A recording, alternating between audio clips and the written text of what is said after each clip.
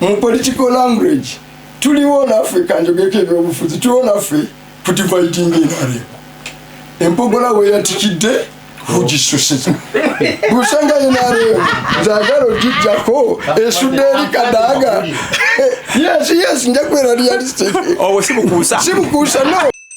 The Electoral Commission designing ballot paper naye eba egidesigninga etunuulira mukulu Museveni as a candidate.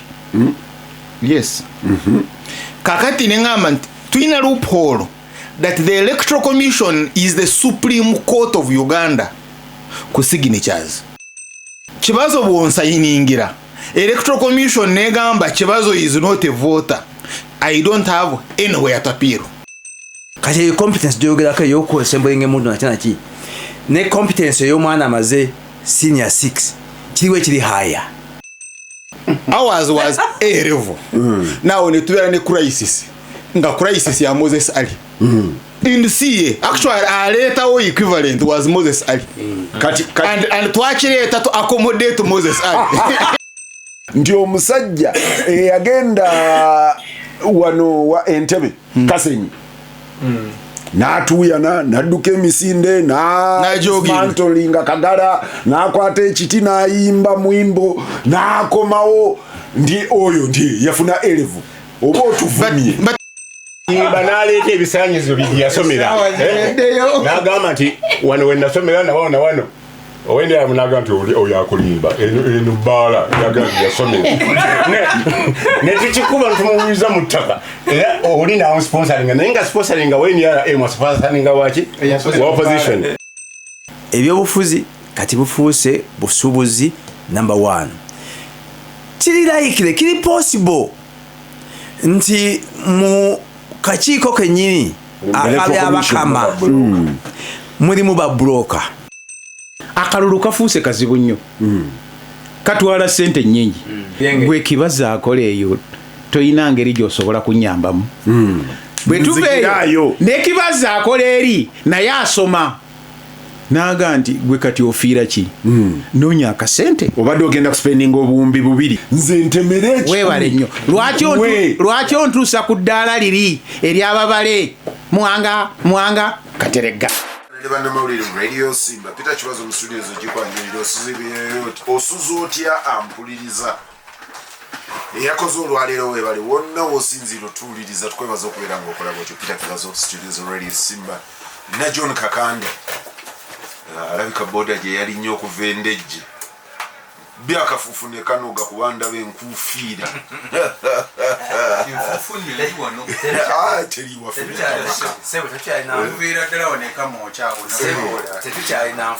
kati ogijjeewa saidia wonna woyise tulina kolasi kilomita 7 zakostinga 30 billion plus tano kola naye lutanza okumenyeka district ye yakola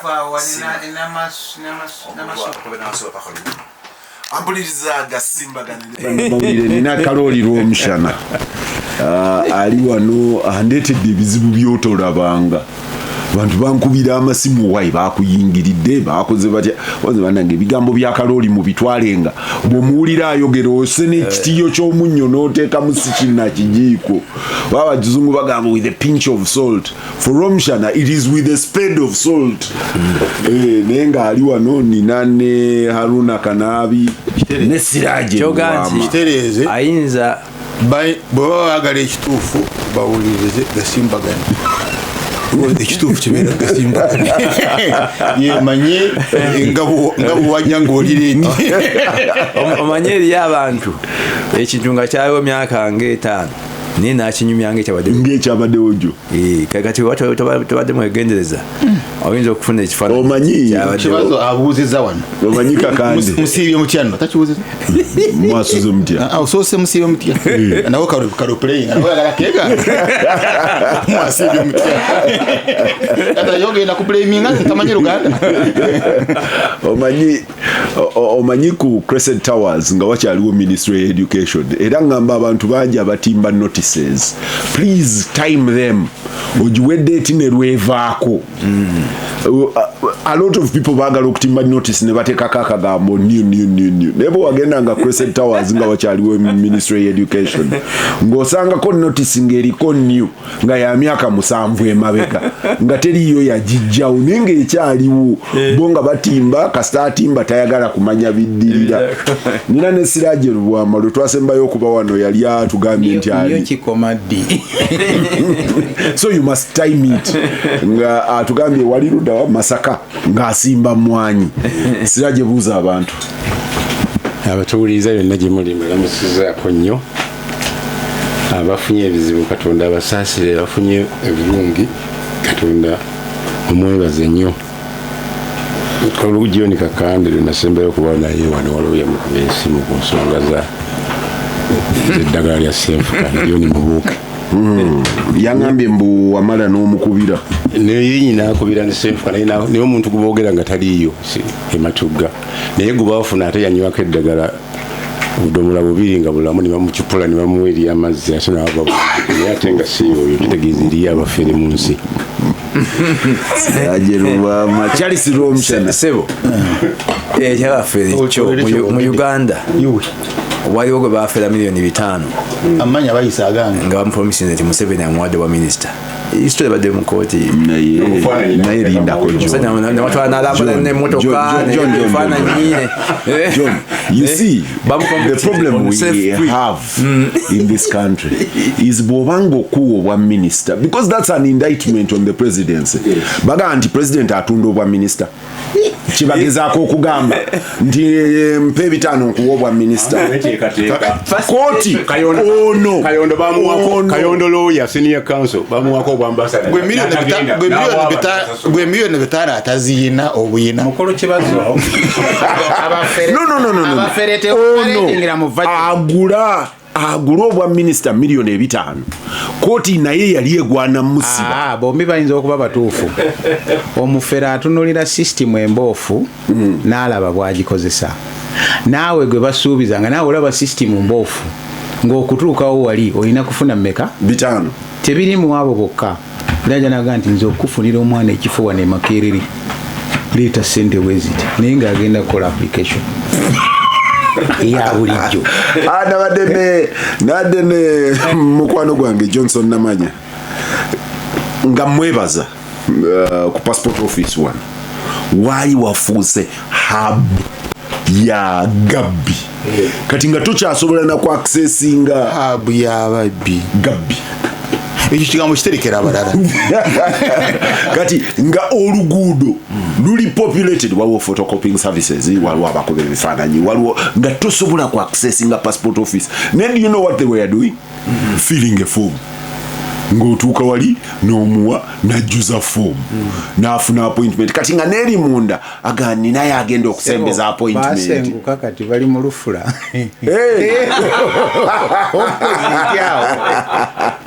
Johnson ne Jenogo otegedde gye bali kati balumbe mu lufula obongereyo ekyo tekiri ku passport zokka. 2 places abafera abo just once again 2 places that Uganda has made workable. Ku passport office, you fill your form or in your office, no booking appointment, no genda nga bakusuubira no sasula, no genda nga bakusuubira ne ba processing ne bakuweereza message go and pick your passport at this time. Nawe ekyambogo waliwo akavuyaawo ne kati n'otuukawo ne bagikuwa wano mu driving license nga Kibazo ne Kibazo osanze wabi pronouncing olala bwe Kibazo oba Kibazo. That's due diligence. That's due diligence and I appreciate. And I have a problem with the head of state. Kubanga ina order gye yawe ennaku zino. Yagamba mukyamubuuza. Gamba nti passport zaffe tuzigabe. Katya elsekuwa. Kaloli Rwomushana. Abatuwuliriza abaagalwa ate okusinga nnyo baliwo abaagalwa baliwo abatali. Okusinga nnyo ab'emyoyo emirungi bemanyi. Kibazo muyita balimu Katonda w'amaanyi, Katonda owa kisa tukikubaniza mukulu Kibazo tuyingire mu kusaba naye okusinga nga tusabira maama ekirabo kya maama naye ate tujjukire nnyo nti ensi waliwo beeremesa abandyagadde okufuuka bamaama naye balemesa izo obwana obuwala netubutta nga bukyali buto oba amalagala gemugaba nalabye nti America kati yasazeewo bino ebya Mary Stoppers naye yategenda kuddamu kubikozesa as yardstick mu kubalira abuse of human rights. Naawe balirira nti maama wo teyakuzaala oba bamulemesa okukuzaala, where would you be? The second quick one is Kibazo kuvuga emmoloka ye naye nga tagenze kugula kofi, ageze kusiima n'amanya. Sagenze twasinkanye kakati therefore vote protecting the gays. That gay must be protected. Watch. And that's a gay. That's a gay. Bugambye Rwomushana. Munagwana mboko. Banange mwenna abatuwuliriza mbalamusiza nembebaza kuba nti mutuwa obudde n'abannaffe abasimba mbebaza okuba nti mutuwa obudde buno netukubaganya ebirowoozo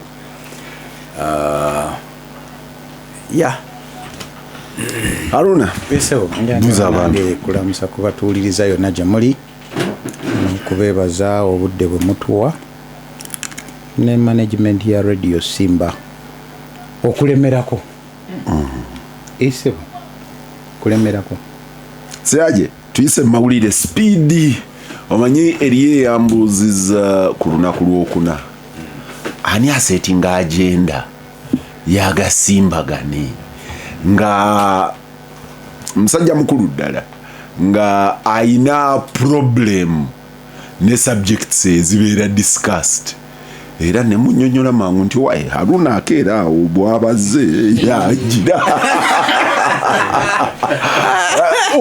ndugu Harunah naye yagambye ndugu Harunah naye bw'aba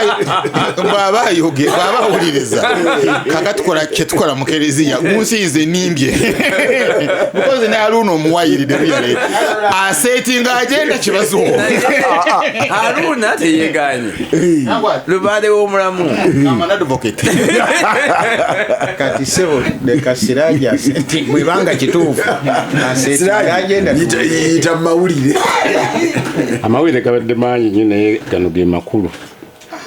President Museveni ng'akolera ku kakiiko ka prerogative of mercy yatadde abasibe ab'emisango emitonotono 143 abadde nga TV gyemanyi etandika na Museveni nga yabanga ensomesa y'amawulire eri bwe batutwala ku bagita industrial practice oba hands on okuva Makerere ne batutwala ku UBC tulabe bwe ba editinga bwe bakola ki nga news timeline kweri president news item number one kati ne balioka ba cascading ebirala kukikolwa kino tugamba wabeeranga Kenya ye Kenya yatandikanga etya yatandika nani baba raisi baba mutukufu raisi ate BBC egamba world news Trump blah blah bwemara in other news but mukulu Kibazo ku story eyo kulwaki bagite emisango emitonotono if it's prerogative capital offenses and waliwo ne minor offenses tewali gubatadde ali ku mada tewali gubatadde ali ku prison oba akwata bakazi waliwo emisono ate in most cases nga banatera n'okumalayo ebyo mwabaddemu abagolodi temuli this time temuli naye okusinziira ku bayine ya fellow American yagyeko akantu katono nnyo okukendeeza ku bungi bw'abasibe abateekwa okuba emitwalo 29 kati abali mu mitwalo 7 basigadde bakyali emitwalo 5 n'ekitundu excess. I think the larger issue is nti amakomera gajjudde tebalina we bateeka, so kulwaki tebalowooza ku magistrates courts engeri gyeziremandinga engeri gyezisala emisango gyabwe balonzeyo abalala bakwate issue this week. Siraja kamaleyo amawulire naye ensonga ndoza nti tetugikutte bulungi. Siraje yongeramu ka speed. Eyaliko aigigi mu Uganda Betty Kamya Oliver. Abadde bamujjukidde ne bamuwaayo gwakatumwa mu State House. bamujjukidde Siraje njagala obeereyo Betty Kamya bamuappointinze nga presidential advisor. Mawulire tugamba nti oli opinionated. Which is right. but you can't be the agenda setter because Kibazo agambye you are setting the agenda. Nenko ne background nti bali abalala babajjukirawo ne bamujjukidde luvanyi. Leka naawo abadeputy be. Naye ekigambo ky'okozesa si kituufu. Katumwa abantu bamutume. Ono bamuwadde okuwa amagezi. Kitegeeza omuwa amagezi aba wagguluko. And you need to note messenger that advisor. Unlike others, Betty Kamya was appointed with her old terms. And they are person to hold. Ziriwa. Person terms. Agambye terms ziri. Is a minister? Kubanga so kwa minister. Appointment ye efaanana n'eyambabazi. Ayagigi babiri. Amama mbabazi. Kakande obadde kinze sinagambako. Kitegeeza nti Uganda ejja kusasula bayigigi babiri. Omusala ogufaanana ogwayigigi. Nga Uganda kati bwesasula ba chief justice babiri. Ajja kufuna omusala ogufaanana ogwayigigi. Ensi ejjudde obukuusa ejjudde ettima. Musanyukireko Betty. Nze Betty mwanyinaze. Musanyukireko Betty kyolaba omukulu Museveni ate abasingako. Abakyala abo abalina abaana abalabirira n'abawa. It is so sweet. Siraje kanzijeko emizindalo emirala njagala Siraje amaleyo amawulire. It's again which should be protected. Government ya Kenya tudduukiridde ku standard gauge railway gyetanatandika negamba yokesembezeeko wano ku border ekole etuwe n'oluguudo olwa dio carriage tubeerenga ebintu byaffe bitamu ebifuna mangu wano naffe twanguye okuconnectinga ku border y'Emalaba. Simanyi oba ebedduukiridde ffe but genda maaso. Akakiiko k'ebyokulonda kakyagenda mu maaso n'okuwulira emisango n'okugisala ng'era ennamba y'abo abayiseewo nga tebavuganyiziddwa yeeyongeddeko ng'omukulu mu bana ababadde mu wiiki eno onalebo Nyamutoolo Fiona bangi mukyala yeeyongeddeko nga menyanguyeeko mukyala Eddie Kenzo.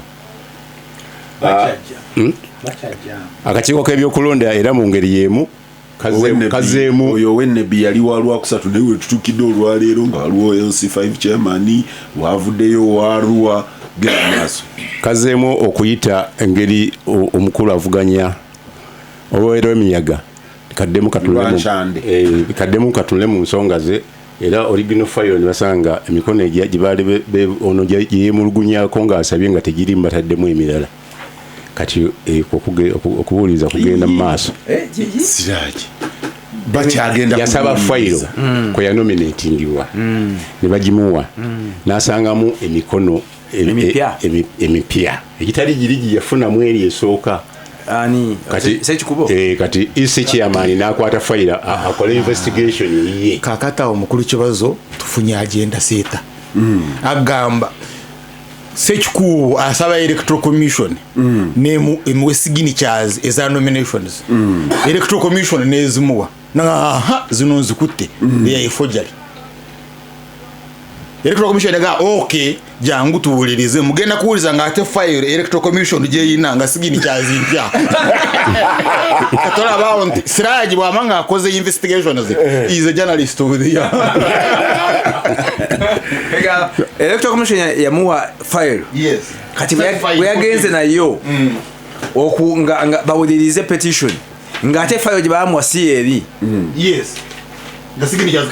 nga bikyuse byetaaga okuverifyinga ekirungi nti electoral commission ekyaverifyinga Siraje omuchunguzi alina electoral commission that will be forgery. if indeed it is true. isi ekoze ebintu bisatu mu wiiki eno erangiridde emirimu mitwalo 3 n'ekitundu okwongerwako nerangirira okutwala obululu netandika n'okumenya abantu abagoberera candidate omu Bobi Wine ogende ku reporter wa sharia ati omukuŋŋaanya n'asika omuzindaalo amawulire gemaliriza nago omwami Dr. Martin Kato Mugambwa yaliko omuyekera mu government nga yekera government eno yasinkana Museveni ne bajjawo entalo ndi yasinkanya kuno ewa Kibuula awo emukono namugamba mundeetere emyaka 3 emabega Kibuula naga nti ono muzira mubayekera badda nnemye Kibuula namugamba nti gwe bakuyita muyekera ojja kufuna akutwale wa Museveni kati omwaguzi bye bamugamba bamufu treatment bamuwangayo n'akamu yamugamba n'oggula ettaka kati eryegulire libadde mu shariati kuba bwe yabeera yamusisinkana n'amusuubiza mutabani we kyogamba nti ebisuubizo tebabituukiriza naye nga tukyali ku Kato waddewo ebintu ebimu mu wiiki ndowooza siraji batabitu waliwo ekintu kino ekyekibira ekyemukono Kifu Central Forest Reserve ekisinza okunzeza mu mawulire ago agabaddewo nga ministry ya water ne natural environment egandi ekibira kyabwe tebakigabanga ne basaba poliisi egende poliisi minisita wa internal affairs n'agiwanikira tugeze ne weeyingiza mu nsonga ezo naye nga bagiyita forest reserve Central Forest Reserve ekirala kibadde ku amagye galonkinze campaign ya Taresita naye omulamwa gwe gwasinze okunsanyusa simanyi gwa mu February omwaka ogujja naye theme eri defending the gains of revolution and honoring the sacrifices of freedom fighters, a call for national unity, peace and socio-economic transformation. Gasimbagane ne bannamawulire Radio Simba Peter Kibazo mu studios ejikwanjulira John Kakande Harunah Kanaabi Rwomushana Ahmed Kateregga Musaaze ne Siraje Lubwama full house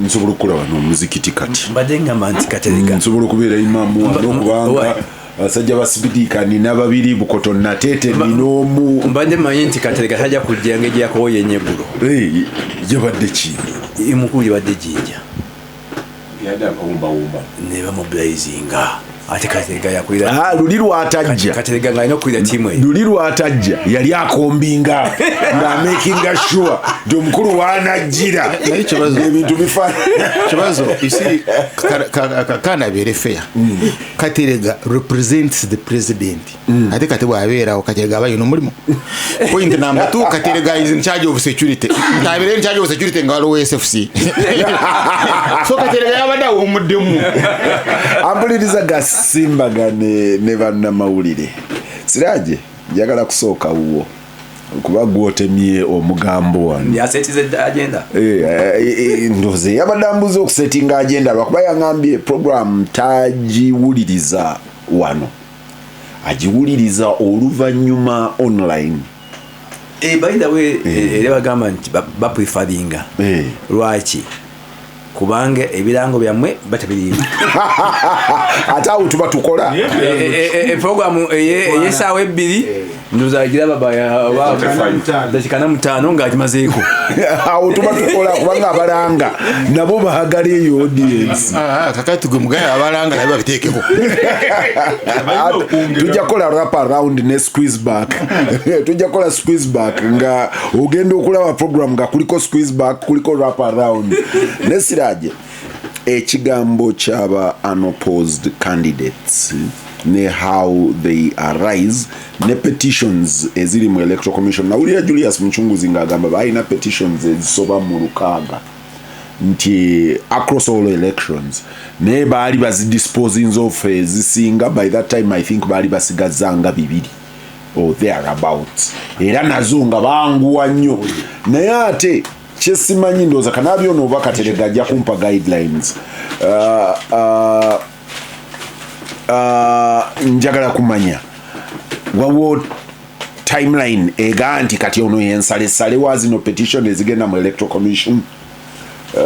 Kateregga ono atera okubeera nawulira omucunguzi yennyini infact ng'alinga agamba bwe batandika okuwulira ne baga kati bagenda concentratinga ku ki naye nga bw'omanye eyaabwe tribunal bwe baate bakuyambye ogenda mu kooti okulonda ne bwekuba kuwedde naddala ku ebyo ng'ebyo ebiwandiike ebyobuyigi ndowooza n'ebyemikono era ndowooza osobola ogenda mu kooti. Ampuliriza Gasimbagane ne bannamawulire Siraje very briefly. Yes, buzikiriza nsaba yadde nzereti tofiiridde omuganda wa paradisi weruwero omukulu bwabye tusaasira abeeruwero n'abafamire ndowooza ajja kuziikwa ku mmande Mukama Katonda bw'anaaba ayagadde. Siraje petitions mu electoral commission zisinziira ku kiki kyo petitioninga nti waliwo abapetitioning nze njagala nejje zisembere eri okubeera nga tuyina Rwomushana abali ono unopposed bayitirivu obungi kati ng'eya Rwashande yali verified n'abeera announced nti candidate out of the blue ng'alinga amukubye akaama n'agamba waliwo n'ekisobi bw'okikola oyinza okukuyitamu n'asaba fayiro nasanga nga amannya 2 kugane 10 si matuufu abantu si balonzi beeyo. Rwashana naye n'abeera mugezigezi n'afuna engeri gy'ayita mu kakiiko k'ebyokulonda n'ateekayo amannya amalala mu fayiro yeemu kiri ne bakipulakinga out gamba agambibwa okuba kyekyo kyennyini kaakati ne baleeta fayiro kuba bagireesa abantu weebali nga gali amannya tegaliimu nimu ate amapya amatuufu agabasula muki kati eyo petition nga tonakubaako mbali njagala ntegeere kati ngwe pozi nkumanya onoonyereza pozi bwanga tonoonyereza ojja kutuyamba fayiro esooka sekikubo gyafuna yali properly nominated according to the EC.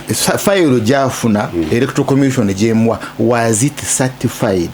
Electoral commission yaji certifying nga fayiro evudde mu electoral commission. Yes, it was. But you can get such if you doubt.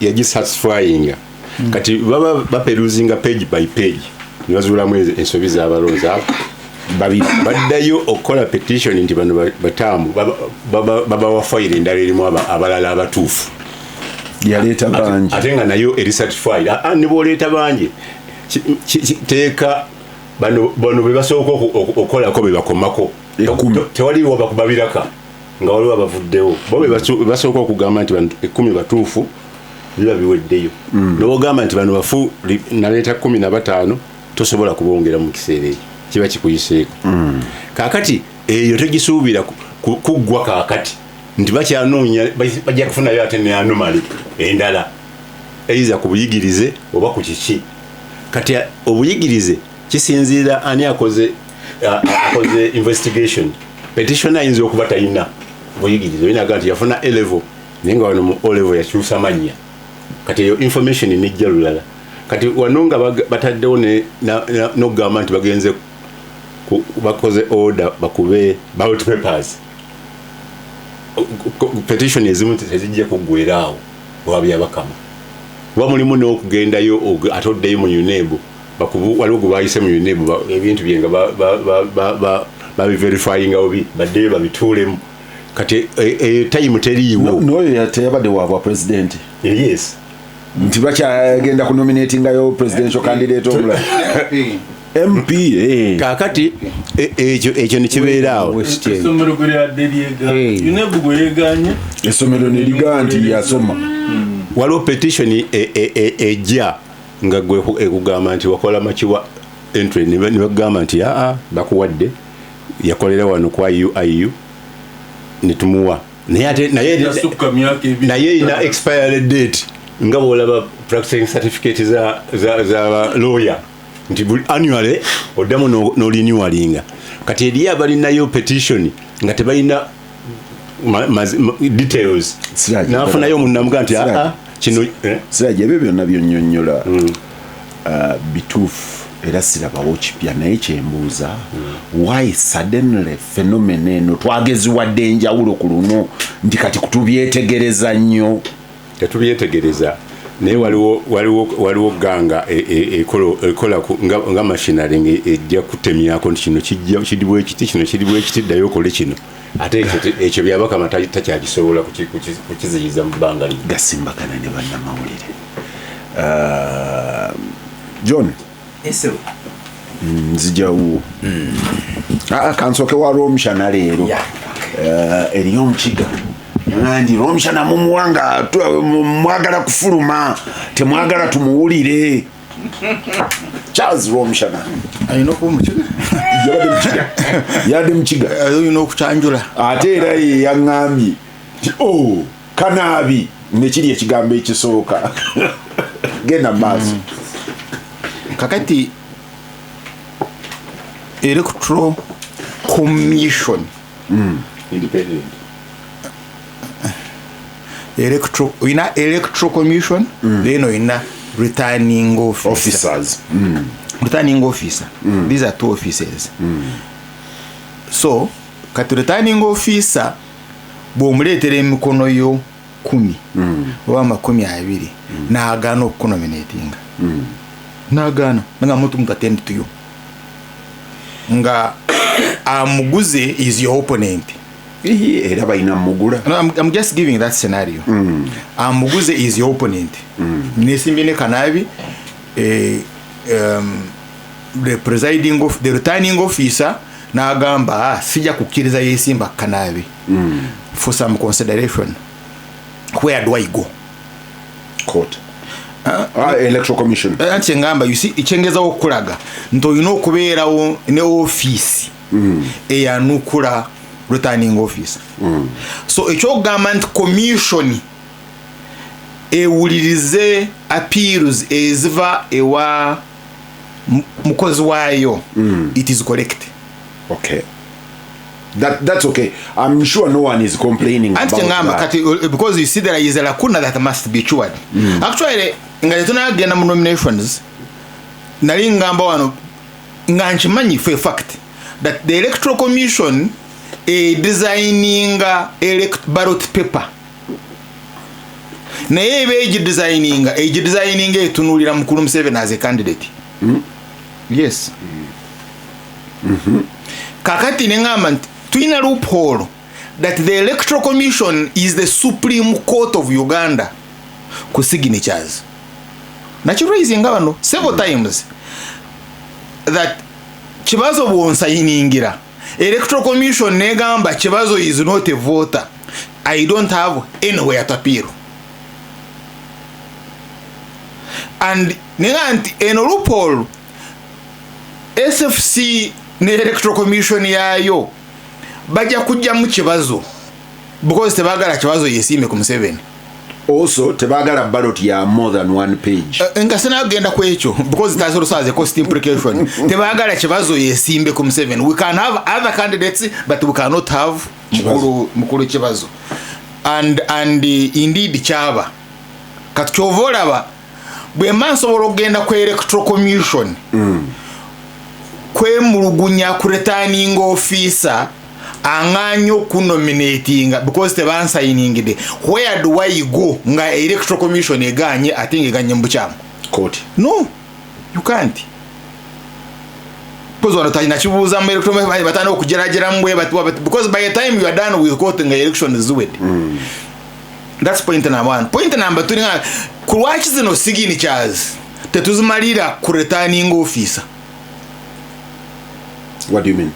Why don't I get my signatures? Is nominating support my nomination ku presidential. Nenzitwara ku district.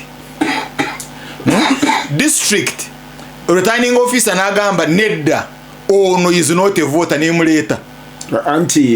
For presidency the returning officer is the chairman of the electoral commission. Now that's why I'm going. That's why I'm going.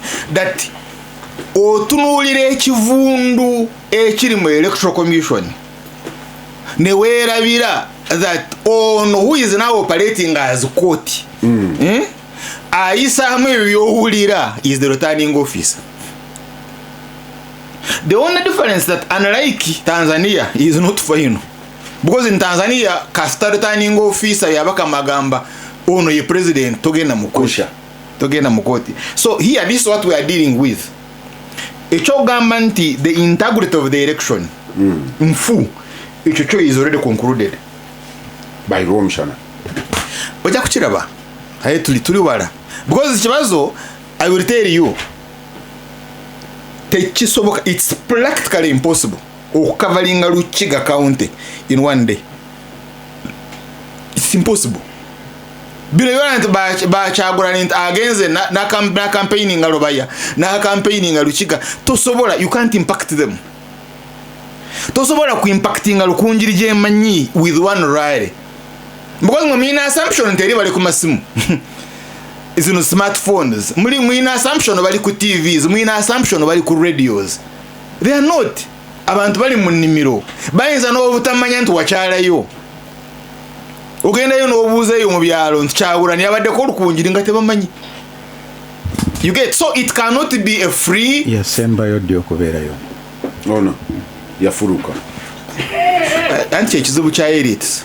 Yone very serious issue alina bitekamu okusaga and Kanaabi. Because buli wentambala nyino okuwa report. Because I travel there. Gwe. Because buli wentambala nyino okuwa report. You see, I went to Nyachenyi. Nemuluka entono. Na almost failed to get back. And I'm talking about Kumeini. Ebiyinje ebiriwo. Walwa yayita one pick up zino zi Toyota zine double cabin. Misine namusanga wo maso ngo mpira gwa bisekinya kigukubye. You get the terrain is so the game is yeah, it's again because there's speed regulator. Bogenda okutunulira the level of accidents ziriwo ntononyo because people don't overspeed. So that's also again. Kateregga kuwulidde. Abadde mawulire. So the chogamba disiwe tebamuwa mawulire. So the returning officer oyo mukulu byabakama, you see, look at the law and the constitution. Byabakama jatula to interpret bwaba tudenga tribunal. No, bwaba tudenga constitutional court. Because mkuru yabakama is qualified to sit constitutional court to interpret the constitution. What does it say on qualifications? There was a member of parliament abawachagura neyo yali mu parliament speech ye that made any speech yalimwa. I have that video where garanjiko oyo mukyala kati the constitution, not the act, the constitution says A level or its equivalent. Kakati, let's use our ordinary common sense, because Sarah asomedde mu Uganda who is a judge atayitanga mu A level. I don't see it. But on you out of 100, you probably could have one. You have hell papers ezirimu economics and literature, at least njeratwara history, economics and literature. Katolina gamba that aptitude test, the aptitude test is equivalent to A level. That is being contested right now. I'm saying, but you see how does that person get nominated? Is equivalent, but also expires. You get the aptitude test.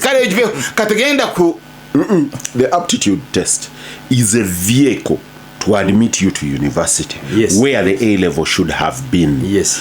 But what you need to use now, what is contested, is do you use the aptitude or do you use the higher qualification? Yes. They for a job on reducing by year to run in equivalent ya A level ngabagalo A level. You see singa bogenda. But I think that will be upon bogenda kuyun obukugu. I have to say I don't. As the person nandowoozezza nti bw'oba ng'okoze eyo aptitude test n'ogiyita ne bakuwa okola course n'ogimaliriza, then The higher qualification is higher than A level, therefore you are qualified. Then you are qualified. That's true. And the reason bokolera wano, that's why you see bofunda degree. Mukuru omushana bobatonyize nnyo hajiru nkusabye sorry hajiru bya ikisikia ino buzibu obwo era Muhammad Kateregga namugendera mu kooti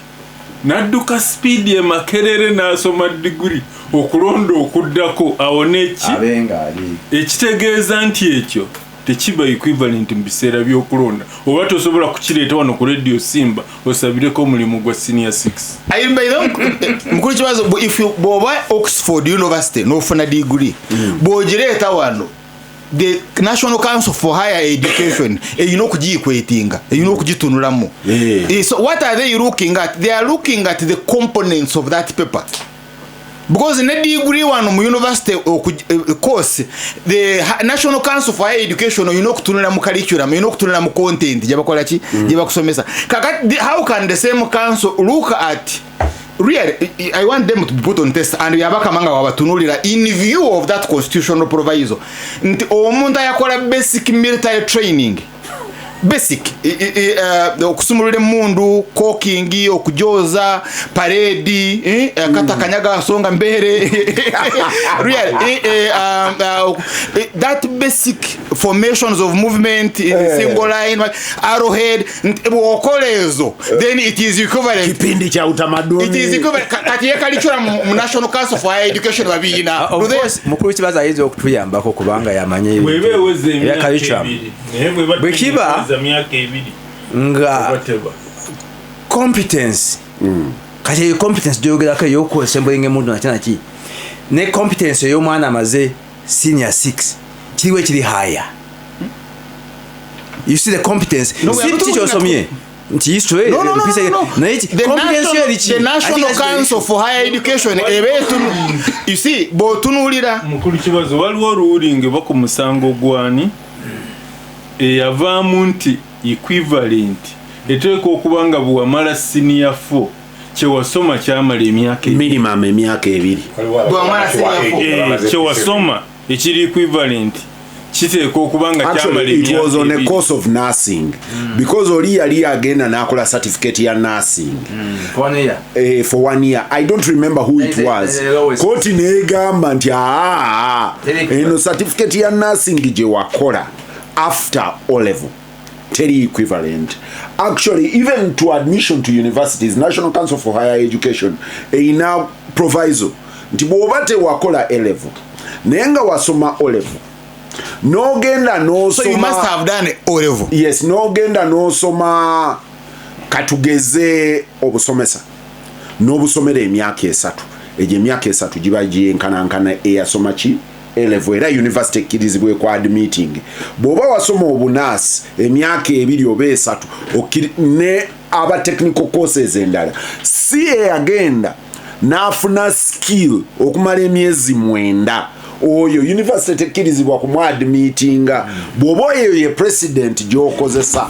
But you see, I'm being a devil's advocate. But let me also qualify the devil can't have an advocate. Let me also qualify this. For an aptitude to enter university, you don't have to have been in any class in your life. You need to understand that. You don't have to have been in any class in your life.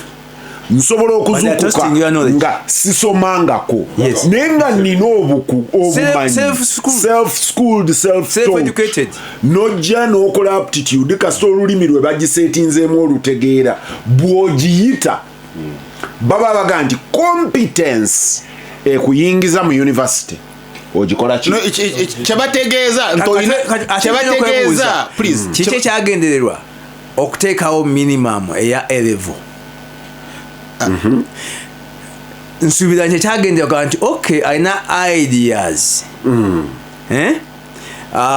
yabugumizibwako kati omusajja wabanga yafuna basic military training n'arising n'afuuka general nkakasa ono yamanyi ya general is a top manager mu military professor yes kakati ogamba okyanti omuntu oyo really No, you nga see- general You see, you are mixing two things.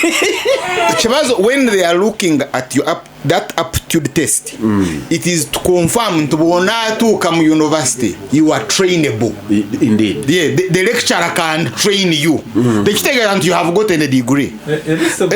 waliwo president ku General Moses Sali bwe muba mujjukira bwe baali oba bagenda mu CA oba extension NRC eyali amuvuganya ng'aga nti yono Talina teyasoma qualification. yagenda Sandhurst n'abagamba degree eyange Sandhurst is a university. ate yagenda mukaaga mwana n'abaga degree eyange mundu era tebamudisqualifying naye teyakomawo Moses Ali ate yagenda no yaddayo n'asoma naye yasetinga president eyaleeta abajaasi ogandi bwe wagenda ekimaka Obe munduli.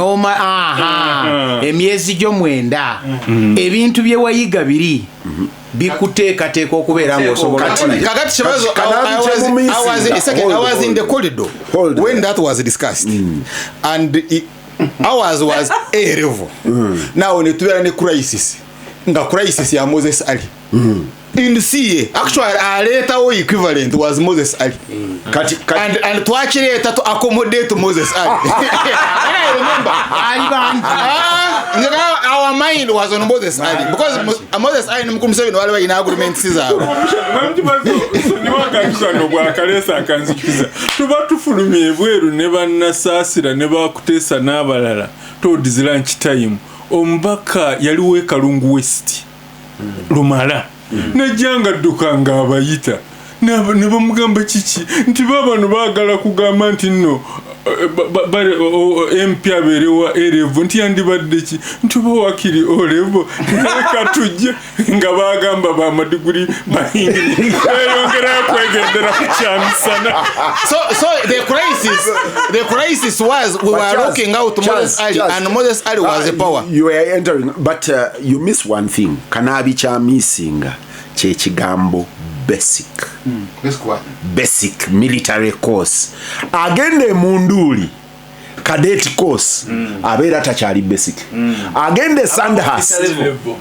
Agende Sandhurst abeera tali basic. No, in military colleges in Nigeria, you qualify to enter. Yes. So by the time you qualify to go there, you will have been at a degree level and above. But So that is what I'm telling Kanaabi. Togamba nti omusajja agenda wano wa Entebbe Kasenyi. N'atuuyana n'adduka emisinde n'amantolinga Kagala n'akwata ekiti n'ayimba mwimbo n'akomawo ndi oyo ndi yafuna elevu oba otuvumye. But you see Kibazo kamalira kino because ndabo buli koti asiraji chaba no it's Kateregga chaba dagamba that court inquired on the equivalent. You see, court ya inquiring is not the National Council for Higher Education. The government kasita National Council for Higher Education ya chisa. So Mr. Byabakama nga court eri has a duty to inquire. Naga can the National Council for Higher Education write me a dossier on how you arrived at this? And Rwomushana, you are right, Muwanga, that's what the law says. Byabakama akolera ku National Council for Higher Education kyebegambi.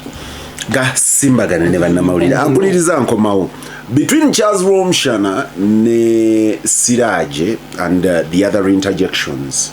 One thing that I miss is the growing number of qualified quote-unquote unopposed. Is it an increase in due diligence? Is it an increase in fraud? Is it a growth in trade? Could it be nkomao? Gasimbagane ne bannamawulire Radio Simba Peter Kibazo mu studios ogikwanjulira John Kakande Harunah Kanaabi Charles Rwomushana Ahmed Kateregga Musaaze ne Siraje Rwa mumanyi Kateregga ne Rwomushana balinaanaganye emitwe gyonna ginyereketa giti okubeera RDC tosigaza nviiri. Kanaabi Kakande. The whole of this is birthed in gloating y'abasajja ba Kateregga. Buli lwe bazukuka ku machano bavuga ndi na wano tuina wana opposed. Na wano tuina wana opposed. Olina awuza tubale mukati. Tie bali bameka. Tie naye that has brought an inquest into wait a minute, what is going on?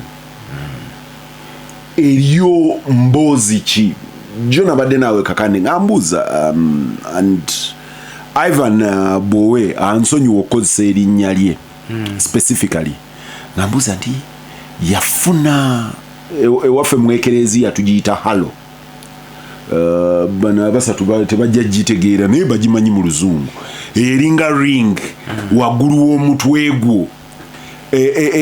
Halo is a wisdom ring. Ufunye wisdom suddenly. No kandi. Bagana bayita olumanyo. Era abanyoro baganga nti buli muganda yali olumanyo. Nti abaganda bali olumanyo. Buli avayo ne baganda nti oyo munyoro.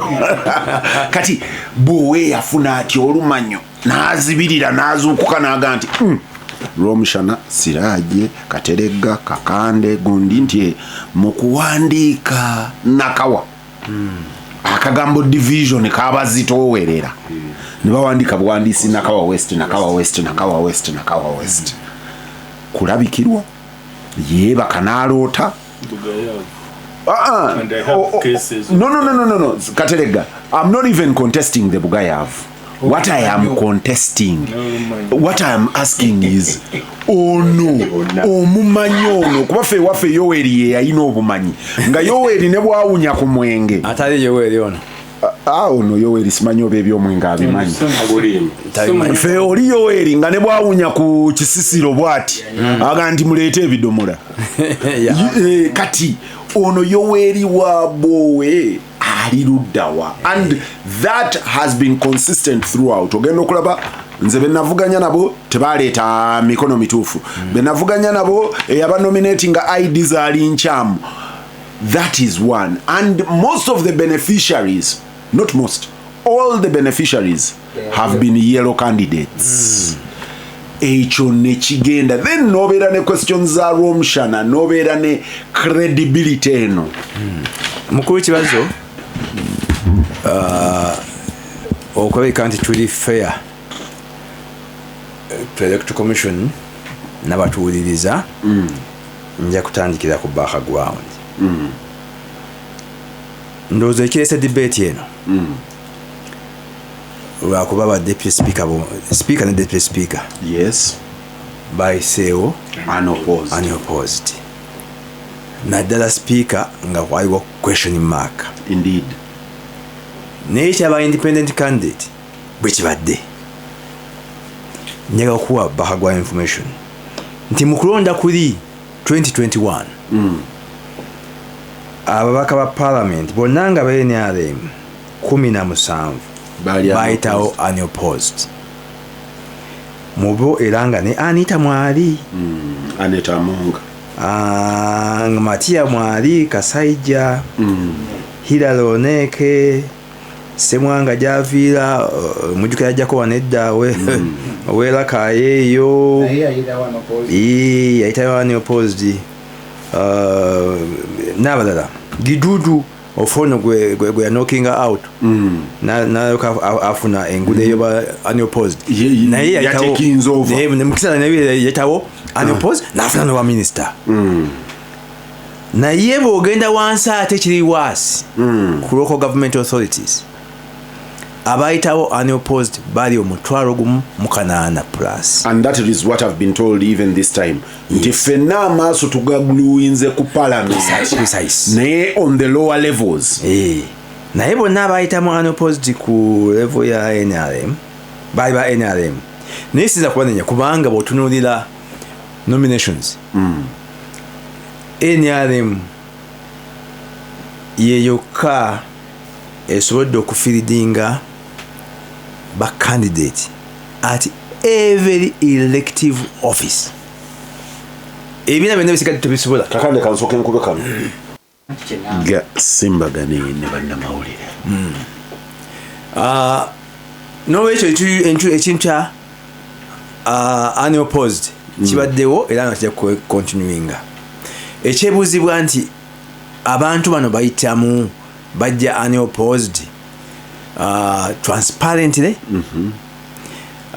bagwanidde ate mu nsi endala by the way simanyi wakati Ghana bakyusa naye mubiseera bya rolling nabaali bataddewo etteeka nti ne bw'oba nga oli unopposed balina okukubisa akalulu olina okufuna over 50% of the votes. Final government, yes. Tukiriza. Kubanga yes, okay. Ndoza kati tetwela ekitu bobeso bobera unopposed. Charles Rwomushana-Ekizibu. Yes. Ngoli unopposed. Yes. We still go to the poll. What does the law say? Bwabanga kandi akwesimbye kwa fuddi. Fresh nominations. You got for fresh nominations. So kati wowo bwemba nalese mikono 10 mwena nga giri mituufu noga oli nagamba mukono gwange nze ngujjeeyo. I mean, the whole objective is that omuntu abenga abadde alina popular mandate. That is the purpose of the election. Kakati ono bagantu guno mukono gwange saagumuwa. Electoral Commission ifirwa cyo kuleta yo mukono omulala. Kati also Charles, you see, if you can do a fresh nomination, yes, if they have disqualified katungono mchara wanita nogamba unaanza simwesimbangako, why can't you have a fresh nomination? Why don't you tell the party or to bring another one? We bring another one. Yes. Absolutely. Let me also add on. Kubanga twaina kese ye Karamoja. I think FDC ina candidate Karamoja. FDC candidate now withdrawing a by election. Naganze mbivuddemu. FDC ne kola position nega nti oyo candidate teyabadde ye yabadde candidate wa party. Yes. Era party tenaba mukola ki mu withdrawing.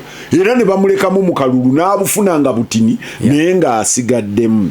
But ekyokubiri, you know, for me, for fairness, before you go to that, Karamoja is a special case. Kubanga omu yangamba nti what was never publicized. Nti one time why your constituency etali na muntu ali qualified, ali eligible. Are you kidding me? Ngatali tewali wa A level or above. And the Electoral Commission had to bend the rules quietly to allow somebody to come. But chemba de kugamba John, bali bakola presidential nominations in good stead baga nti mutu wadde emikono kiri mmeka buli district 10 ne tugenza okuzuula oyinawo nkaaga leta yamalala Electoral Commission mu database yayo eina ba Kibazo eina bani Kanaabi bwajja okwewandiisa n'aleeta gino emikono olugiteeka mu computer bwati walinga displaying a Peter Kibazo of No, the scenario was different. Just the scenario is completely different. That's why have you listened what he said? Scenario eyaba presidential candidates yali nti emikono bali submittinga in advance. But before the nomination era eri abakayana nga banseko n'abalala nga nti mwanjukiriza kinaki nga time ya nomination. No, you see John, you know, the injustice you are having. John, you are hard of hearing. Kubanga chetugamba nti bwendete emikono gy'abantu 10. The software and technology Electoral Commission jeina. Instantly. Immediately you put in bwengenda wano ku passport office olutekamu ekigambo Peter Kibazo ngekuletera nini namba ngekuletera ebifaananyi ngekuletera ebigalo ekyo kye kitubadde kitu integrating sa technology aba abantu 10 ng'obalaba ng'ogamba Kibazo nti bana ababiri bompadde ba nominating ze Kakande mpa abala bobo ina goodwill. Now, in addition to that about withdrawal, Parliament is setting a precedent. I don't know whether that will work elsewhere. Parliament ingegamba nti gwe bw'osayinga Charles Rwomushana nti bw'osayininga ku kiwandiiko kya parliament nti eno reporting gisayininzeeko ate to withdrawing. And I have a problem with that also. Information kuba Arua ono ani omuwala wa Nopo gwe bajjeemu ne bagaa nti oli ali unopposed. Emikono si gye mikyamu era giri verified nti miki nenanyini gwo tagwegana abadde agenze naye agenze okuwulira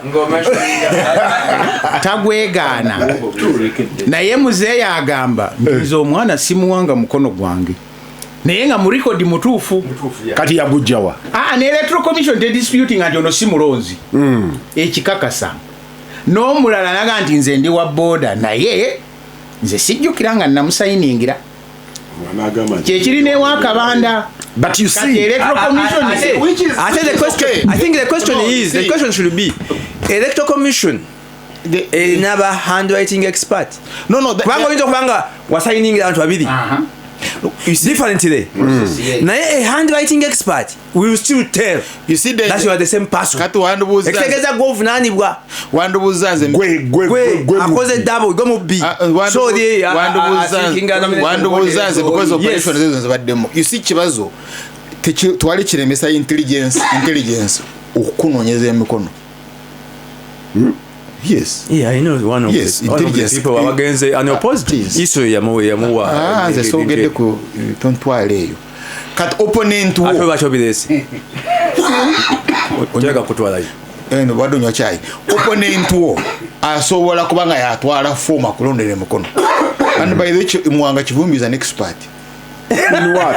Echo nga wesimene Muwanga Kivumbi ne webaka formers funa nazitwala mu babe ne bakujuliza emikono n'ositwala mu electoral commission ne batuka ne beegana. Anyone can do that.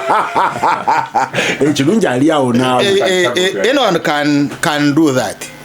But the electoral commission shouldn't visit that on you. Yana okay baba game emikono agijjeyo ebiri gendo lete emala ebiri. Up to when? Yes, no, because you see. Yes, because you see you brought a petition. What is the issue? Eri mukyalo obuzeeyo emikono ebiri. Abakuwagira. Ababiri bebabuze. This electoral commission yabaka mu kugamba gendo detere emikono emirala ena. Kirema oba nabo baleete. No genda maaso n'akalulu. But you see the larger issue is for the first time sikirabangako nga mukulu Museveni awandiise n'awa parliament appointment of a commissioner of the electoral commission in Sebunya. Now I have appointed Sebunya as commissioner of the electoral commission. You go parliamentary committee voting. Ate ne wajja omulala for voting. Yes, Sebunya ne basangulawo ne wajja omulala. Kitegeeza Sebunya has no letter. Ekuwa mukulu Museveni agamba I have accordingly sacked you because you see and you are dealing with the composition of the electoral commission. Mukulu Kibazo. John, very briefly. Ayajja ng'ava mukedeya. Omukulu oyo mugyeko muzindaalo. Ensonga eri gy'obadde obuuza ku Bowe. Ensonga gy'obuuza ku Bowe. Uganda has become very transactional. Nti buli kimu kiyingidde mu business. Buli kimu kiyingidde mu obusuubuzi. Ebyobufuzi kati bufuuse busuubuzi number 1. Kiri likely, kiri possible nti mu kakiiko kennyini akabe abakama mulimu ba broker abagaba bano tuyinza okulyawo nti batipinga off ne bakubira Muwanga ba candidate ne bagamba nti ono opponent wo osobola okumugyamu ntya anti wano alina kino ataliko file petitioninga ebi nga bagambanga nti ebiya abalamuzi abagamba nti ogwo musango mugutuleetere mugwabe naye nga bulamuzi yennyini nkulabi oli muti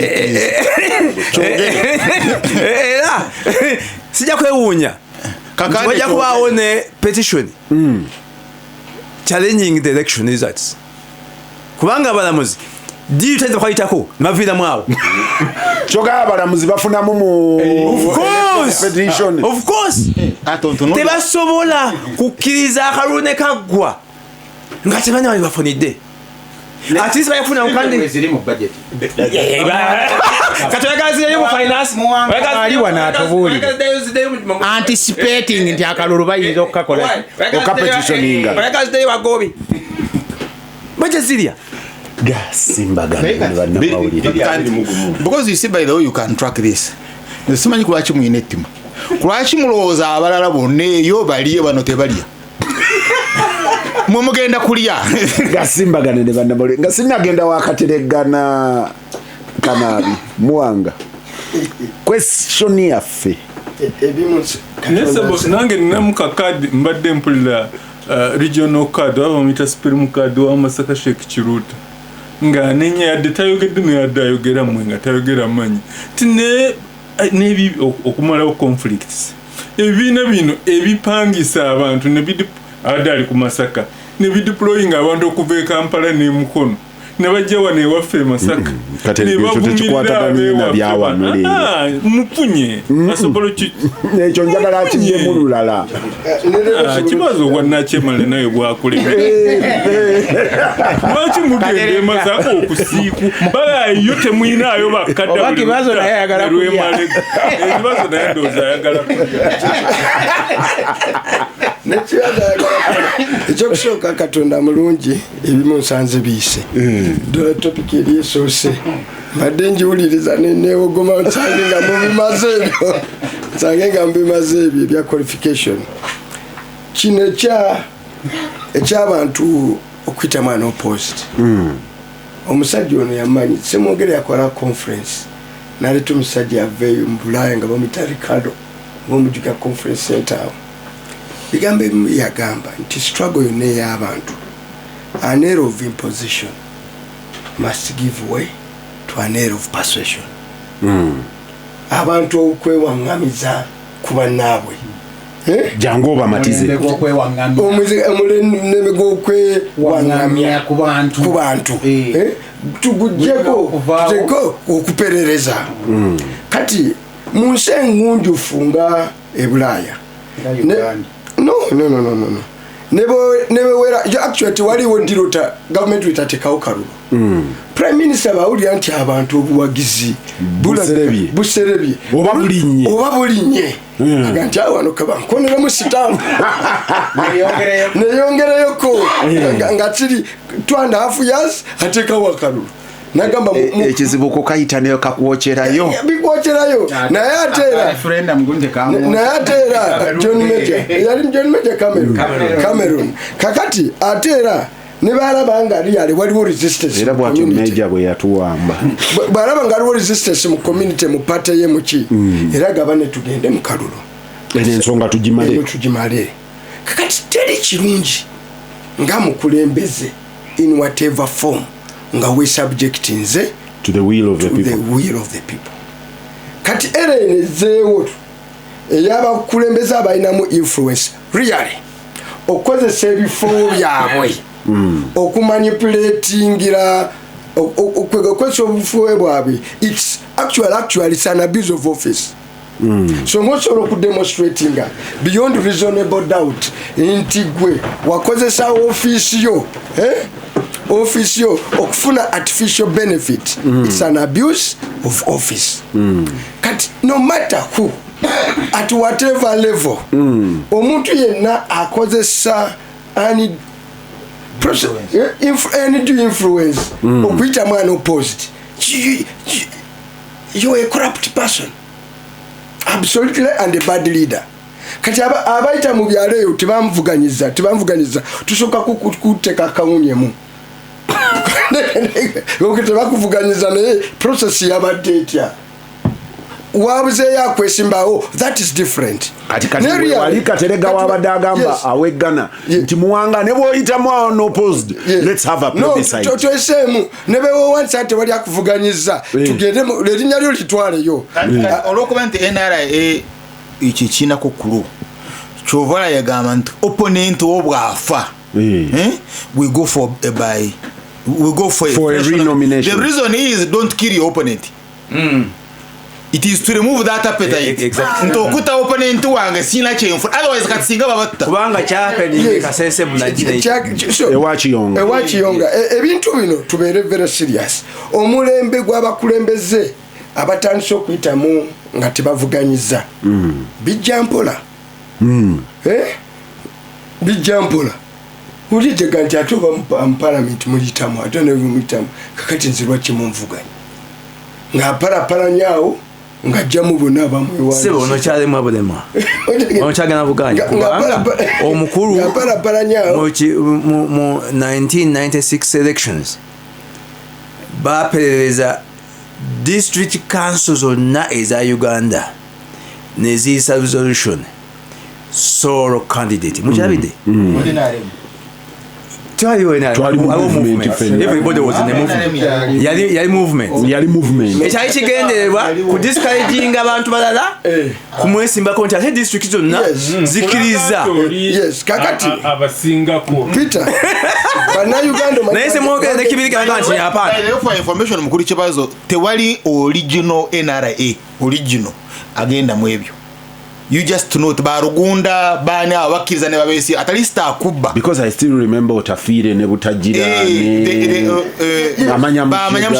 aba original rondwa eyo competition abo bakiriza ne babesimbako but bano abakajja bano bebali musaga ko sa kigambo kya luzungu these fellows they are ideologically bankrupt. Saga ko sa kigambo but it is an ideological bankruptcy. Nti omukulembeze utuka ne werooza nti nze fuse wa kitalo nnyo kati nze abamvuganya musinzirawa okutandika okumvuganya mwebaani mufaanana mutya. Please, we must tell these fellows you are primitive. Basana kubuulirwa in their face nti you look bad, you are ugly, you are unfit to govern because bino byozzeemu. Kankwesa some information. Yes. So hard. I think that is the minority leader. Or Democrats. The guy who I think comes from New York. The minority leader. That party insisting I should go. Should not be subjected to primary. Again, they unopposed no, primary. But what you see, change the guarantee. Everybody who goes through unopposed. Even Trump wanted it. No, ngenda kugamba. Ne mwami Museveni yachifune ewe. Ne Bobby yachifune ewe. By the way, ne Bobby yafuna unopposed. Ele laga kumwesimbako alitale. Traga. Ewa Museveni yajja bamu. Gwe yasubira nta asobola okumwesimbako yamuteekako lebo nti yalya leka tamuvanga kakati abo bonna Muwanga agambe bali ki no I insist but what was beyond our partisan lines there is a need okuzimba minimum benchmark acceptable for public participation as a country. Okay? And no matter whether Kibazo obanze tugambe nti bojja mu bine kuvuganya ewaffe these minimum things ziqualifying yako kiriza tujja kubeera competed for ojja kuvuganyizibwa ssebo bw'oba tovuganyizibwa ekyo kirala but don't creating a mbeera mu kibiina kyo wajjuwoli don't manipulate okulaba toli tovuganyizibwa ekyo ng'eggwanga tukikondeminge. There are two words: manipulation and maneuver. Wherever you can maneuver, they are twins. No. Want to call maneuver that you are doing everything lawfully. No to ka level. You engineer lawfully. No msana no Kakande bigambo byombi balongo banna bansasana. No to ka level. No to ka level. Ngogenda ku national register. No jack of voter. Ku national register. Manipulation. No jack of voter. So even in crime. Okay. Really? Ngane President Museveni na chemalira genda wala. At least agenda ne subject ngayo agenda mu myoga somanya biki PDM agenda yo nagulya nakubemboko nenga yagenzeyo nakubambo ndoza debate ogije kulevo kureiro je bade kono ogiteka kureiro ndala we were looking at the court ntinze ntadayo plaint mu court olese plaint it is now court manipulating a plate. Here we are auditing the electoral commission. Muwanga Kivumbi gwebikole, but at least the electoral commission, the arbiter should not facilitate the crook. No, whether it is the electoral commission or not, to know the people who manipulate the electoral commission. You see this electoral commission who conspire with the electoral commission. That mentality, that thinking. Why? Nondowooza ko nti kakati wano. Commission egamba. Electoral commission will be independent and not subject to any directive from any authority or individual. But when subject to manipulation, then they are not qualified to be there. Chovera baba wane tenure. Yes. Very secure. Security of tenure. Kakati chune chidaka chune chimaliza. For me. Now when you have a candidate, nga mfundu, nga ali mu koti, electoral commission ino mugongo ituronde sayo. I can't have a road map. Nimuleta mo road map yokunonya akalulu. Nimugamba atoli ali mukomera naye ba candidate okwate mu bobango yo mukiri bobango if you are an independent electoral commission ngoli omukiriza okwesimbawo ali luzira, right? Wana kalulu tokalondesa okutusa lwanava okutuka bwalivayo then you candidate bajja kubayira bakolo kubala line oboje extending zenyo letugireka. That's your opinion. So kati ono kyabaddeko owe Masako ono Sekiruta amanyi bulungi nnyo ti mu Uganda mulimu ebibiina by'obufuzi. Kitegedde amanyi bulungi nnyo, nze njagala nkwate ndi consistent. Olwafuuka deputy president wa wano neŋŋamba 1 twagala babaka 10 mu Central Region nga bano oba bina tuleme ebibirala, but that is our target. Neŋŋamba n'abaasobya ekibiina mwena mukozese windo eno mujje mwetereze n'ekibiina tutambulire waki wamu. Abamu bwe twali nabo gemazima ne bagamba nti ntayi ffe tugenze tukoze n'ebyaki n'ebyaffe. Kati bwokola ebyaffe kitukakatako nga political party enoonya obuyinza n'ababaka ba parliament abangi mu parliament okujja mu kifo kyonna okupererezaamu obululu. No, Kiruta mugambe tewali lulimi tewali actually nali ne Joel lutwajja Masaka nze terigwe navuma. No terigwe navuma actually aba responding ze bendabye bagenda mu bya ani agulira munne ko suiti ebyo byendabyeko aba badde ba responding. We only posed political questions. Atenga nayo ya bulimba. Why? That's the truth. What is good for the gender? Yes. So I wanted to find the principle of that. Principle njala okuinterrogatinga ogamba nti yes babanga bali badi partinga you parted the ways besimbe omwena kwaki okunoonyawo candidate. Sikituufu nti mmwe gwe Mpuuga ne Medad okwawukana ne Besigye kyava nti FDC basimbako abantu nga muwagidde gye PAM bo aba FDC ne basimba abantu era ne Besigye yakikola. Yes. And you disagreed with him? No. They actually disagreed. Yes. That tebatunulidde Raja cause. No. Yes. Yes. Actually, you quarreled. Peter, no. No. With the you are getting it wrong. You are getting it wrong. Subi ne FDC by na MOU. Okay? It was a partnership built on an MOU. Ne kopinjina. Yes. Nga ina known principles. Kakati MOU eyo yaliwongera outstanding ate breaking bwanga. However, ngasubi ekirizo kwakinga with FDC. Ekirizo kwakinga with FDC in a formal, structured, documented understanding. But some members of no. Did not Get right. But to come to TDA time. Okay? Candidates were brought. as TDA candidates. Amama Mbabazi, Dr. Kizza Besigye, ye waliane mulala. Betty Kamya, Gilbert Kenya, Norbert Mao, n'abalala bonna baalimu.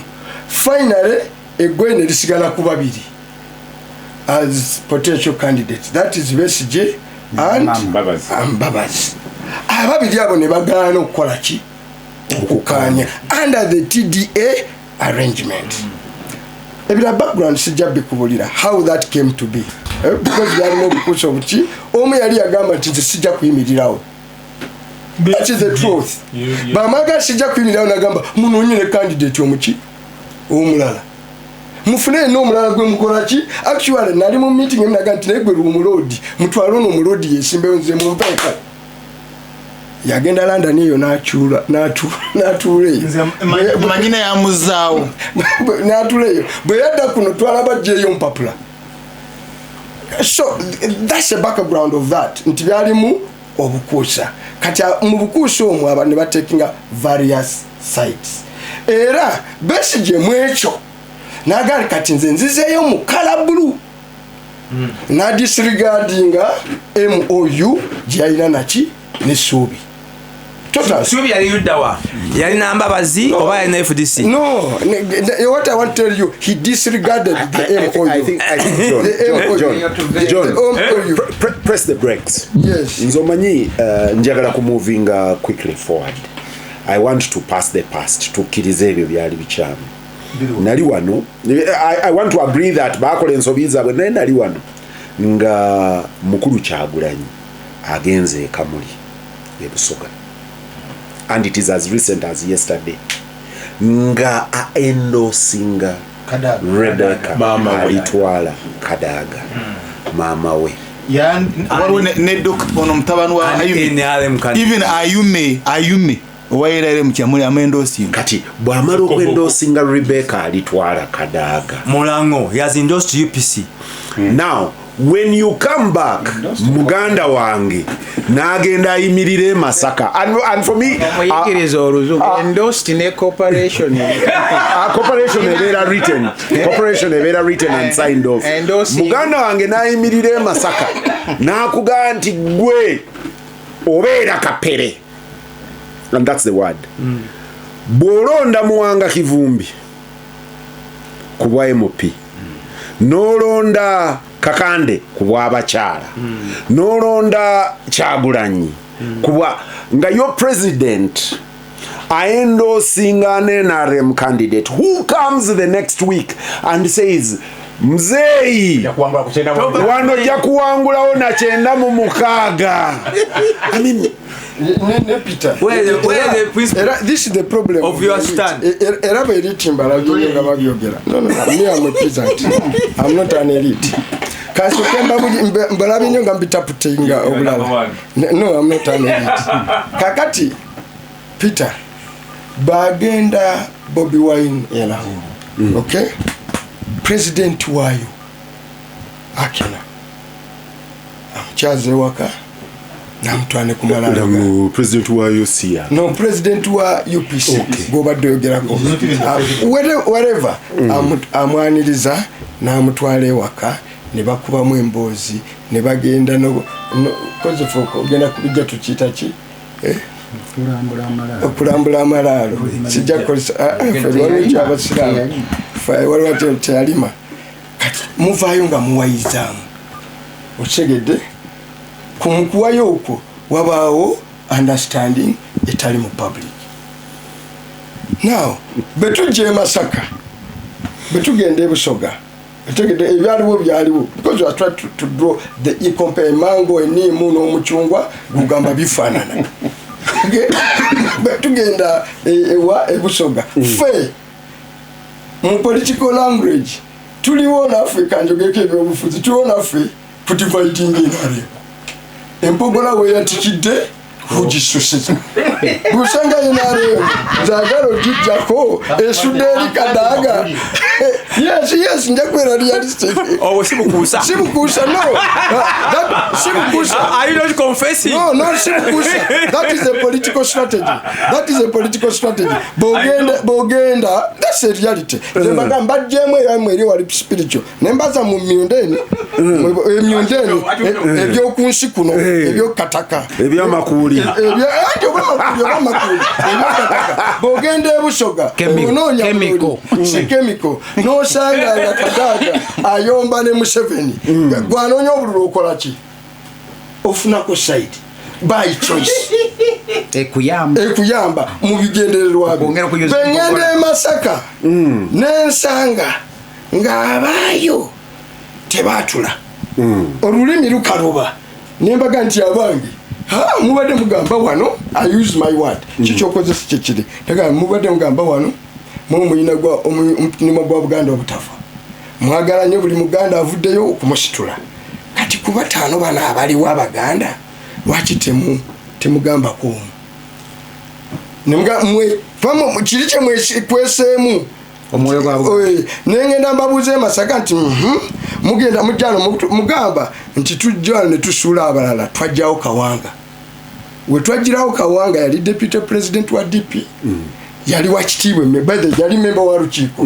By that time yali Muganda wa Dr. Paul Kawanga Semwogerere Meta. Najja naawe competent mujjawo. Najja naawe nga Kabanda ona mumanyi member wa parliament. Kabanda ng'agaanye okujoininga nuupu. Kabanda bw'agaana okujoininga nuupu nze ekiti mazima natula ne Kabanda from saawa 3 to saawa 10 ez'ekiro nga mumatiza akolese ki ajjewo no Muwanga kutula kubanga alina abalala balina okuteesa. Ati ngendera ku kigendererwa kinakudde ngo bitapitano ne bannaabwe ne banno. Soko kamukutule. Manyifuza abakule Simbagane. Kano kakoguru. Muwanga lero yakasimbagane ne banamu. Lero Anchai na Kanaabi ne Kateregga tebannateesa ku subject yange. Sobe twaba twali naawe. Ne tujjawo Kabanda. Ngagani kwegatta ku ndopu. Lwaki leero betujjanga naawe twayawukanye tuyina omulala, you find it difficult. Nange wange abo bennyini balinayo candidate. Ne wange nenze sina complaininga.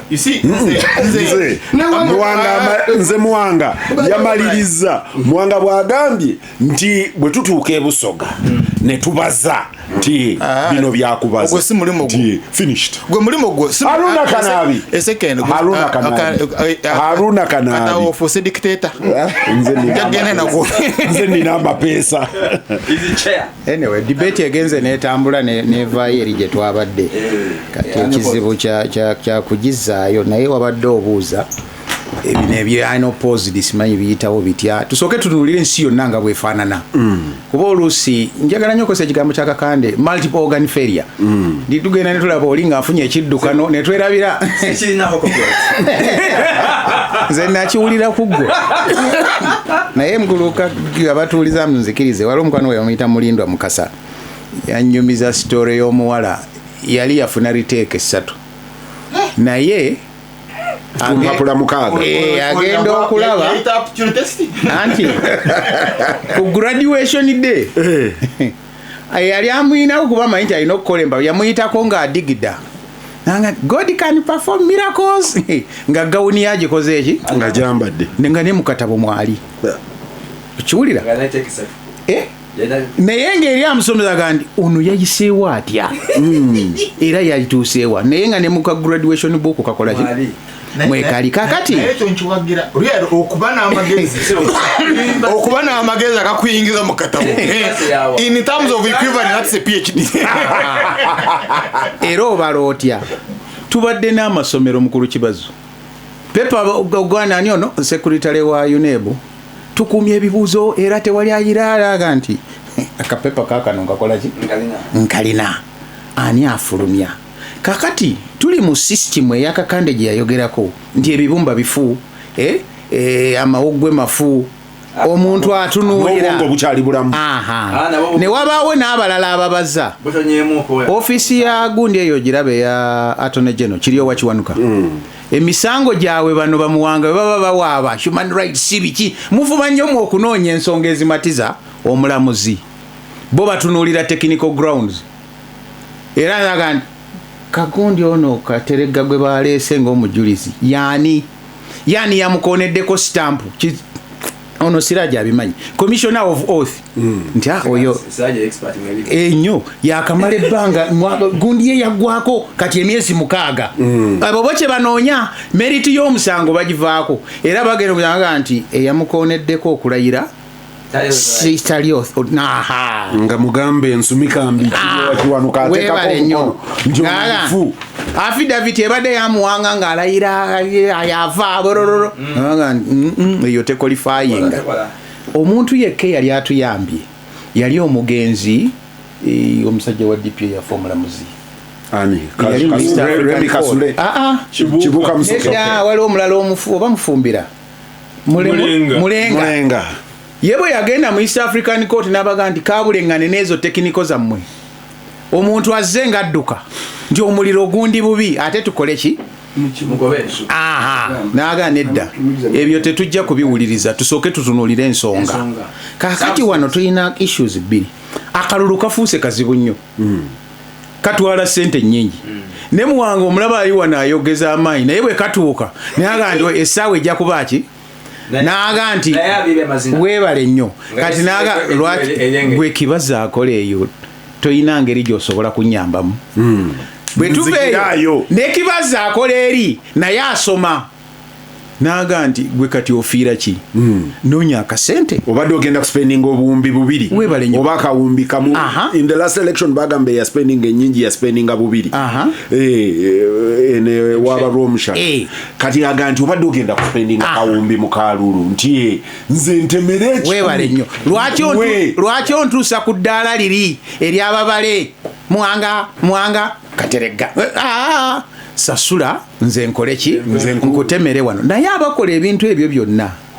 bagezi si ba pizza nti bano ba Muwanga Muwanga si pizza agambye pizza akulinda era amateeka bagategeera na kiki naye bamanyina bulungi nnyo nti section 14 ne 13 eya presidential Parliamentary Elections Act nti ekukkiriza bulungi nnyo ogenda okuwaayo okukola ki okwemulugunyako naye eteekawo obudde obwo bwe bataditamininga era nabo basirisaako nako tebakakola ki tebakanyega basobole okufuna oluwenda oluga ne bwe ginaaba myezi 2 nga giyiseewo ojja kudda okole ki kati bino mukulu Kibazo bye tulimu abayina ssente bajja kugula ne bali abali eri abazinoonya bajja kunoonya naawe aziina mukulu Kibazo inspection of papers nomination papers after nominations mukulu Kibazo normally on these talk shows aboogera balina experiences baleetako kakungulu you need to listen to a story ng'oli akugamba nze natwala ssente n'enzuwa omulamuzi ono yazikkiriza oli yazigaana naye still n'atwa kye twagala now is seated in the Supreme Court. I sat with such a fellow naye output products ezivamu ebyo byonna they are the ones who are managing this country. We are in trouble. Multiple organ failure. I agree. Actually the boy is Ahmed Kateregga Musaaze ng'okwata omuzina omanyi kyaza ayogera ku experience nina gye nawadde ba Kakande jjo eya candidate yalinda ng'amaze okusorting out and I will not say who where gwenjogerako mukwano gwa Muwanga tebali mu kibiina kyekimu yatuuka could be the share tips I mean Muwanga would also be an share the tips yatuuka ng'amaliriza Muwanga's history alone ng'amaliriza agambye tinze kati kiwedde ndi unopposed. yes I'm going to even use the figures yakozesa $5,000,000 okusorting out the structure sigenda kwogera who but the structure n'akozesa $2,000,000 okusorting out the said opponents nezibeera $7,000,000 n'alinda kusawa 10 alaba teri naita ab'amawulire mombe n'akola interview unopposed na justinga kola atereze koti n'ayogera oluzungu navuga emmotoka nvaako navuga emmotoka n'agenda gyava boogera nnyo oluzungu bwagenda bano be yasootinze n'5 omu ku bo mu lukujjukujju n'ageziwala naye omusajja ono mumanyi kye tutuuseeko atuwadde miliyoni aga ffenna nti kitegeeza agenda mu kalulu agenda mu palamenti ng'asipeninze miliyoni 5 afune sente mekameka nti mwe mulowooza ffe tuliddayo ne tukwata ku nsimbi ye twibagezi muli basiru ne beeteesaawo mbagirawo ne bafuna candidate 2 ne babaleeta according to oyo candidate it is possible yali nominated even beyond 5 p.m. ne bamunominatinga mu electoral commission y'abakama ng'oli agenze kukyusa oli yakoze dda ne interview era ab'amawulire gye twaswalira amawulire ku olwo ku ssaawa emu ne ku ssaawa 3 galangirira Charles ow'Egindi naye olumu ku baayiseewo unopposed bagenda okutuuka enkeera kati twamubuuza naye wabadde tosobola bawangula wabadde nabadde nsobola bawangula naye ebintu bino bimenya yayongerako oli bamuggyemu kali kibazo kajeeko kali akogamba nti mukwano gwa Muwanga Kivumbi ako kajeeko mumanya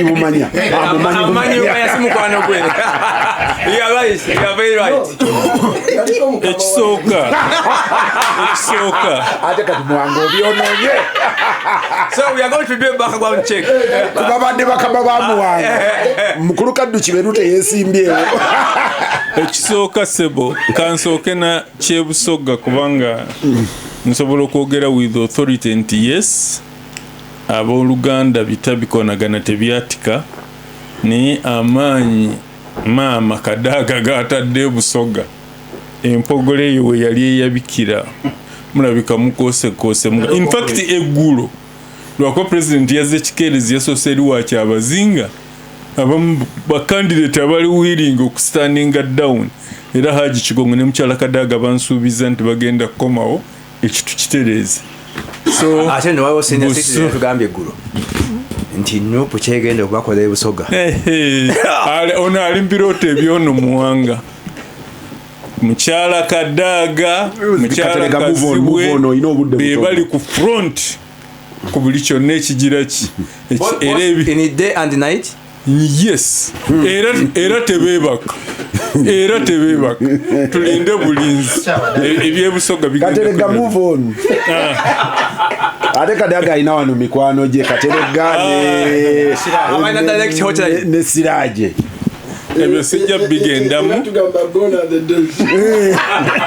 naye kakati bwe tuddayo eri gye twasose wano nze wano nagamba nafunawo eyampagira ku olwo yali omuba yalina Rwomushana ono nti ekibiina ky'ebyobufuzi nga kimaze okwewandiisa mu ngeri gye byonna gye biyita okunoonya emikono nti ku presidential candidate ate kyandibadde tekikakibwa era kuddayo okunoonya emikono kwandibadde kwaba independent naye kati bwe ndaba ebiriwo even ne ku parliament ne ku local councils a national party ngereesa omuntu oba kansala ku muluka ku gombolola ku municipality pati yewandisa okuba n'enkizo kuba twasalawo tugende mu bibiina by'obufuzi abanga ayitawo buyisi bano ba independent basifugibwa afa abunga mubagire ki mubatunke n'emikono ekyo ndowooza kijja kutuyambako olowooza tebakufuuya olukumi naye lwabbanja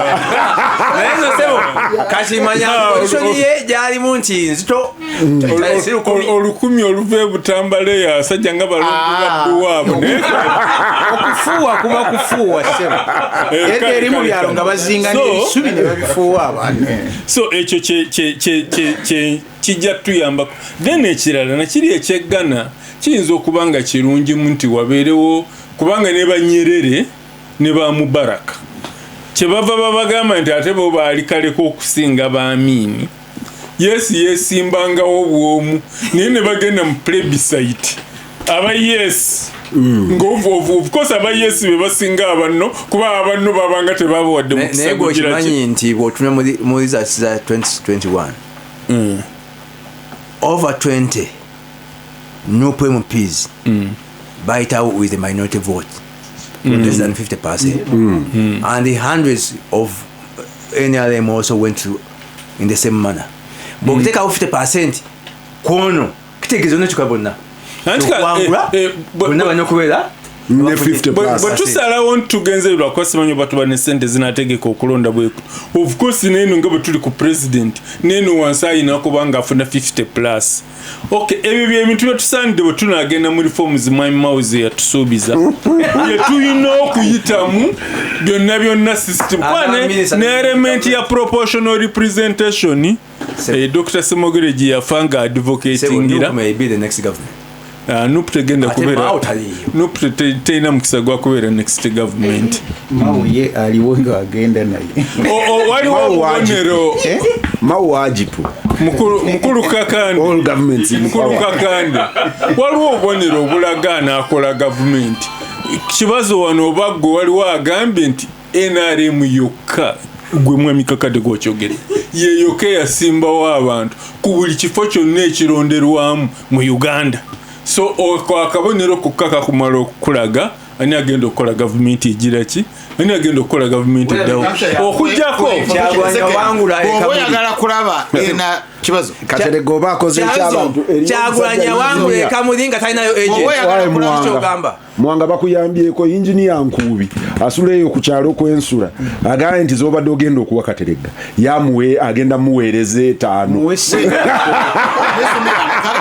oyagala kulaba Kateregga temumuwana wana mwizo muwesa transfer ey'obwerere Kateregga concluding kigalewo mangu. let me say this oyagala kulaba ena Kibazo Kateregga oba akoze ekyabantu kyagulanya wangule kamulinga talinayo agent. Muwanga bakuyambyeko engineer Nkubi asuleyo ku kyalo kw'ensula agambye nti zobadde ogenda okuwa Kateregga yamuwe agenda muweereze 5 oyagala kulaba Kateregga temumuwana wana mwizo muwesa transfer ey'obwerere Kateregga concluding kigalewo mangu. let me say this oyagala kulaba cleaning mwere n'enkubi ziweereze nja kuswalira wano oyagala kulaba cleaning oyagala kufuna cleaning mu electoral commission egezeeko eyiseeyo omuntu omwatali wa NRM anopose olabe sabo kyenjagala okusembyayo nga kino nkyogera nga munnamawulire ate ne Kakande akimanyi naye obweddawo ebyokulabirako n'agaano kyogera pozi nga yakyerabira kuba twakirimu ffenna mu kulonda kwa 96 nga tukyayawula okulonda kwa president ne parliament. Abantu abamu sijja kati kwogera amannya bwe manuvaring mwakuyise ku manuvaringa ku manipulating ne babeera abantu oppose president kyamuluma n'agaffe tetwagala ebyo BUPC style ebyo ebyokuyitamu as 96 era sirowooza NRM bwayitamuku NRM unopposed yagamba this was a better election than the other election. Tetwali ku in house akkiririza mu kuvuganya nkugyeko Siraje Kateregga ino omukisa gumu Kateregga tofaayo etaano gyo giri kuno whether I deliver or not you have to handle me with care. ino omukisa gumu leadership code gambe gifting you have to declare that man with IGG etaano tetunaweza threshold ino omukisa gumu senda ule yalwana ne Bamemba bagasembagane bagenda okukola postmortem nga zinaliyo mu operation mukulonda okusinga asinze okukola architecture yakuleeta opposition ye speaker kati mukulonda kuli B21 yesimbawo n'omukyala muwala w'omukungu bamuyita Seya yamugaa talina qualification ne muyambako netugenda mu ndembu ne tuzireeta ku last minute ne bamunominating gwe yavuganya naye yali avuganya mukyala kakati bw'ayitawo awo ne bamulemesa nnyo n'okuwaaba omusango najja n'agumba Kampala wano twalina omwami bamuyita Matovu netugezaako netumuyamba naye era twali tulwanagane chairman w'electoral commission ng'ayamba oli kati ku luno this time amuyambye emirundi 3 tiamuyambye akakiiko okugyamu abantu 3 nga batuuze ba Bukedea n'amuyamba okulaba nti afuna omwana gwazaala mu bukulu n'agabye omwana wange ne bamulaga ne president nga bumbuzi na kakati Siraje okuzaala kwa Afrika kubeera kungi akitegeera n'owa muganda wa muleke Siraje amaleyo obudde kakati empiso NRM gyekuba abasawo bagiyita mega 5 tosobola kugiraba nti eri wano kati bamuwanga mwogera ku bino simanyi yagenze nani mpoga yagenzeewa ne NRM ina ebifo byesalawo nga yo ti muno mu Kampala tujja kuleetamu NRM atasobola naye tuwagirani ku opposition gwe tunayisanga ko mupiira batuuse ekisanja ono tetumwagala ne balondako omu mpulira mbona ebutambala gye kiri ne basanga nga alina ensalo n'abagagga babiri sudiiru ne kirumira agati tufuneyo omulala balina ojja kulaba after postmortem ojja kulaba nga baleese emipiira nti emmotoka gye mwalabanga zitimbiddwako ebifaananyi bya kandidate omu omugagga gundi yaziteekamu kati ayagala bamusasule ekyo tekiri ate ku level yeyo kaya wa meya kiri waggulu ne mutopu Jennifer Musinga akyali idi wano at least report zajja nti yafilidinga Isa Kikungwe neyesimbawo kubayo kati bino byemulaba ebijja miskini Isa muleka mulemirembe abantu batandise okunonayo national IDs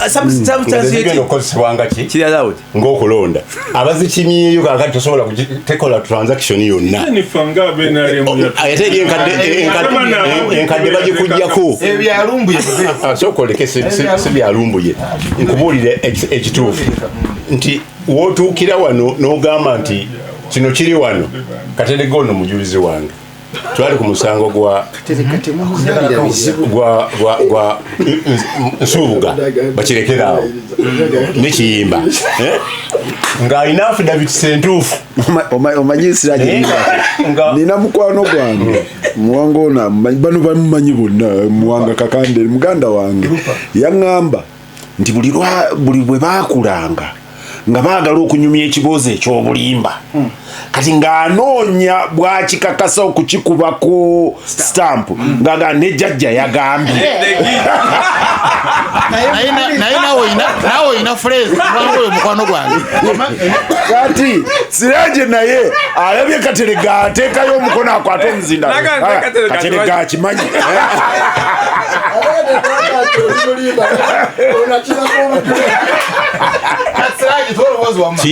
Kimba n'aleeta ebisaanyizo yasomera n'agamba nti wano we nasomera na wano owendera munaga nti oyo akulimba eno bbaala yaga yasomera ne tukikuba ntumubuuliza mu ttaka era oli naawe sponsoringa naye nga sponsoringa NRM sponsoringa waki wa opposition ekisembayo mbidde mukasambuuza olumu nti owaayi alasa agambye yalabaziza aba FDC naye mani yagendayo nemugamba nti alasa ataddeyo ebbaluwa egamba ababalindeko tannazira gwe olina akamooli mwoyita genda n'ayitawo n'agenda ogwokubiri yayitawo ng'afuuse gudu dipi kati bamulonda wano awe yeesimba kuba emupi wano emasaka nga wakava eruka yaawe waliwo abaali bagenze NRM nga bagamba nti balokose bavudde Museveni abagabi bavuemu nemugamba nti abo bakulimba bakoze eki bazze kubba kalulu n'agamba bano mawuya balina okukuuma akalulu kange era bagenda okuvaayo nga bamuwangudde n'okweyaganira amagezi gange ali buweekula yali abatumye kumubba naye nga bagaa nti